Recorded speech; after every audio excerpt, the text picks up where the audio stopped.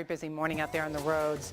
7:47, and for today's Foxy Moms Wellness Wednesday, we hear a lot about gluten and the problems it can cause some people, but did you know there are different types of gluten reactions? Dr. Eric Kaplan with Colorado Springs Allergy and Asthma Clinic is here to explain. Good morning. Good morning. How are you? I'm doing very well. Good. First of all, for people who maybe don't know, what is gluten? Right, so gluten is a storage protein that's found in wheat, rye, and barley. Primarily.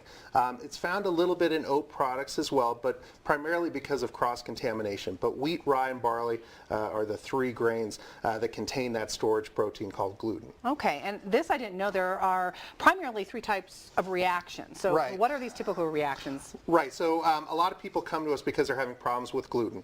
There's gluten allergy, and gluten allergy is something that we test for. That's a skin test, and those patients will typically have eczema or upper respiratory problems, sometimes problems breathing or asthma. And then there's celiac disease, and celiac disease is the very serious disease. So that's the one where you get gut damage. That's autoimmune disease, and that can have long-term consequences as well. So we can test for that as well. It's a blood test. Sometimes those patients need biopsies as well. But the third reaction to gluten that's very, very real is a non-allergy, non-autoimmune reaction called gluten intolerance or gluten sensitivity.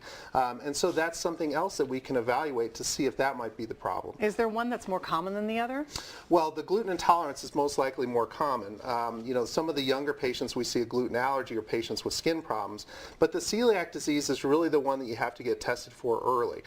What we don't want patients to do is to go off their gluten and then say, hey, can you test me for celiac disease? Because to be diagnosed with celiac disease, you have to be on gluten. You have to be ingesting that. So getting that diagnosis at least ruled out before you go on your gluten-free diet is very important. My goodness. Well, it's definitely a different kind of disease. A lot of parents, I'm sure, if they have kids that are suffering, they don't really understand it. No, they don't understand it, and it's hard to know how to go gluten-free. When you talk about a gluten-free diet, it's very difficult to do. And if you have celiac disease, you have to be strictly gluten-free. And my wife has celiac disease, so our kitchen at home is totally gluten-free, and that's a difficult thing to achieve, but certainly very helpful.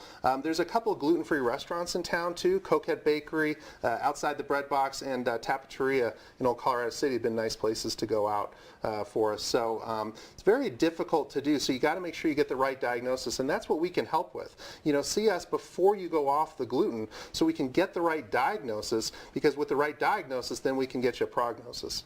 And really, that's the treatment. It's just staying gluten-free. There's nothing you can take to help with these symptoms. Currently, no. There's nothing you can take. They are working on that. They're working on some oral therapy or desensitization therapy, if you will, to try to get those patients to be able to ingest a little bit more gluten.